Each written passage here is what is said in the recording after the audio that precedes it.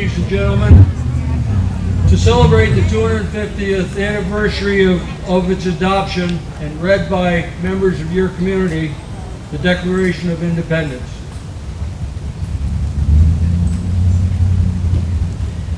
In Congress, July 4th, 1776, the unanimous declaration of the 13 United States of America. When, in the course of human events, it becomes necessary for one people to dissolve the political bands which have connected them with another, and to assume among the powers of the earth the separate and equal station to which the laws of nature and of nature's God entitle them, a decent respect to the opinions of mankind requires that they should declare the causes which impel them to the separation.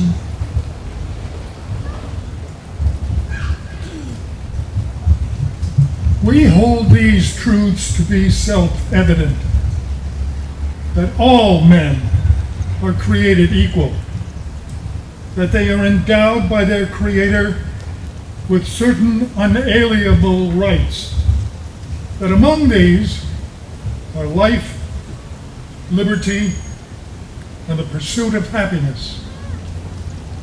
That to secure these rights, governments are instituted among men, deriving their just powers from the consent of the governed. That whenever any form of government becomes destructive of these ends, it is the right of the people to alter or abolish it, and to institute new government, laying its foundation on such principles and organizing its powers in such form as to them shall seem most likely to affect their safety and happiness. Prudence, indeed, will dictate that governments long established should not be changed for light and transient causes.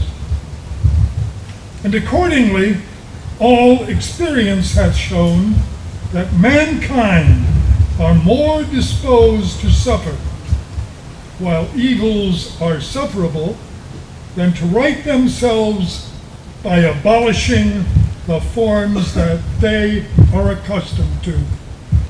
But when a long train of abuses and usurpations, pursuing invariably the same object, evinces a design to reduce them under absolute despotism, it is their right, it is their duty to throw off such government and to provide new guards for their future security. Such has been the patient sufferance of these colonies, and such is now the necessity which constrains them to alter their former systems of government. The history of the present King of Britain is a history of repeated injuries and usurpations, all having in direct object the establishment of absolute tyranny over these states. To prove this, let facts be submitted to a candid world.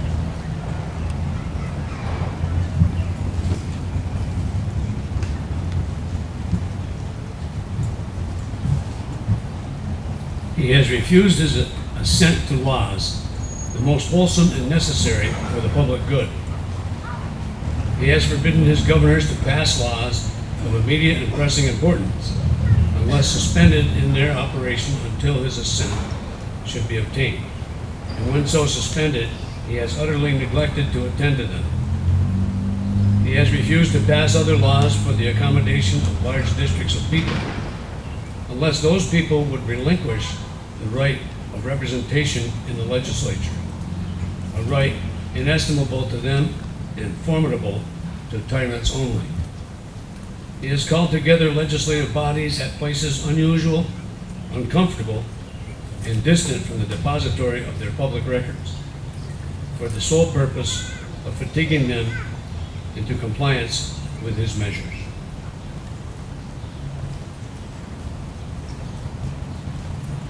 He has dissolved representative houses repeatedly for opposing with manly firmness his invasions on the rights of the people. He has refused for a long time, after such dissolutions, to cause others to be elected, whereby the legislative powers, incapable of annihilation, have returned to the people at large for their exercise, the state remaining in the meantime exposed to all dangers of invasion from without and convulsions within. He has endeavored to prevent the population of these states, for that purpose obstructing the laws for naturalization of foreigners, refusing to pass others to encourage their migration hither, and raising the conditions of new appropriations of lands. He has obstructed the administration of justice by refusing his assent to laws for establishing judiciary powers. He has made judges dependent on his will alone for the tenure of their office and the amount and payment of their salaries.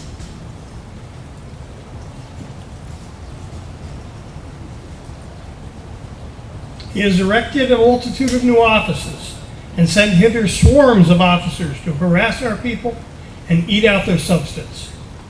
He has kept among us in times of peace standing armies without the consent of our legislatures.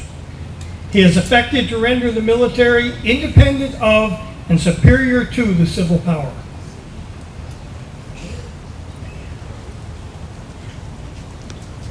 He has combined with others to subject us to a jurisdiction foreign to our Constitution and unacknowledged by our laws, giving his assent to their acts of pretended legislation, for quartering large bodies of armed troops among us, for protecting them by mock trial, for punishment for any murders which they should commit on the inhabitants of these states, for cutting off our trade with all parts of the world, for imposing taxes on us without our consent, for depriving us, in many cases, of the benefits of trial by jury, for transporting us beyond our seas to be tried for pretended offenses.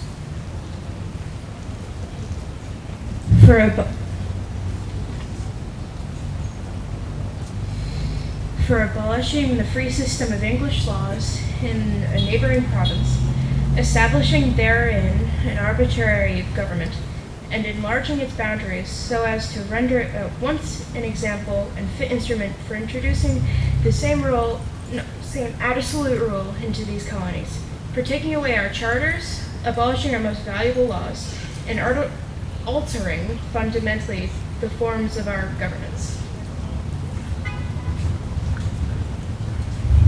For suspending our own legislatures and declaring themselves invested with power to legislate for us all, for us in all cases whatsoever. He has abdicated government here by declaring us out of his protection and waging war against us. He has plundered our seas, ravaged our coasts, burnt our towns, and destroyed the lives of our people. He is at this time transporting large armies of foreign mercenaries to complete the works of death, dissolution, and tyranny, already begun with circumstances of cruelty and perfidy scarcely paralleled in the most barbarous ages and totally unworthy the head of a civilized nation.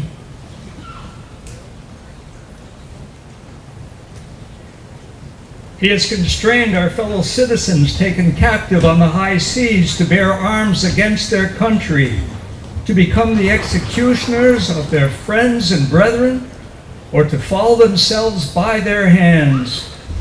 He has excited domestic insurrections amongst us, and has endeavored to bring on the inhabitants of our frontiers the merciless Indian savages, whose known rule of warfare is an undistinguished destruction of all ages, sexes, and conditions.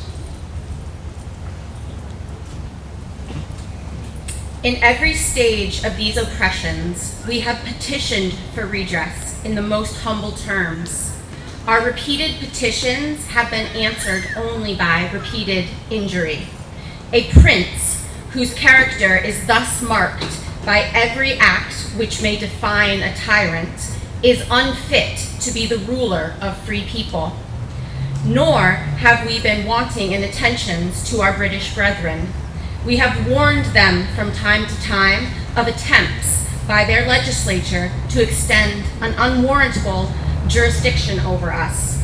We have reminded them of the circumstances of our immigration and settlement here. We have appealed to their native justice and magnanimity, and we have conjured them by the ties of our common kindred to disavow these usurpations, which would inevitably interrupt our connections and correspondence. They too have been deaf to the voice of justice and consecration. We must therefore acquiesce in the necessity, which denounces our separation, and hold them as we hold the rest of mankind, enemies of war, in peace, friends.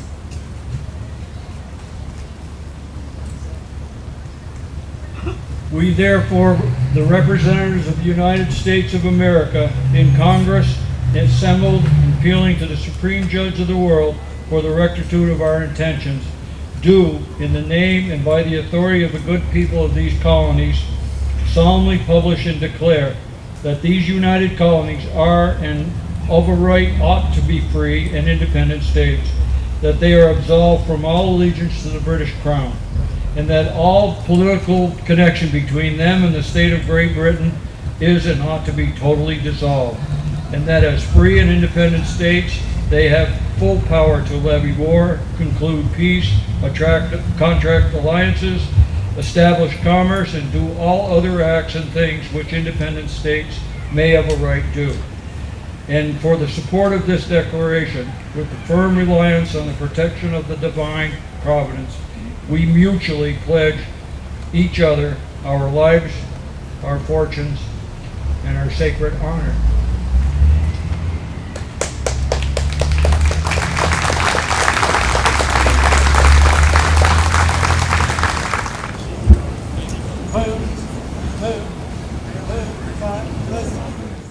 Good evening, everyone. Thank you for coming out tonight. At this time, I'd like to ask you to all please rise as you are able for the posting of the colors and the playing of our national anthem.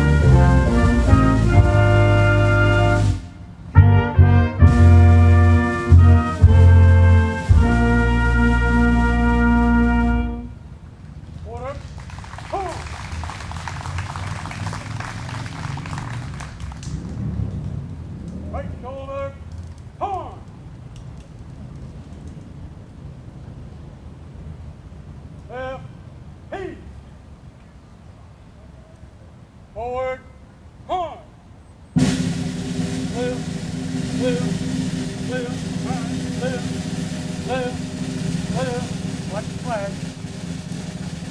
Blue,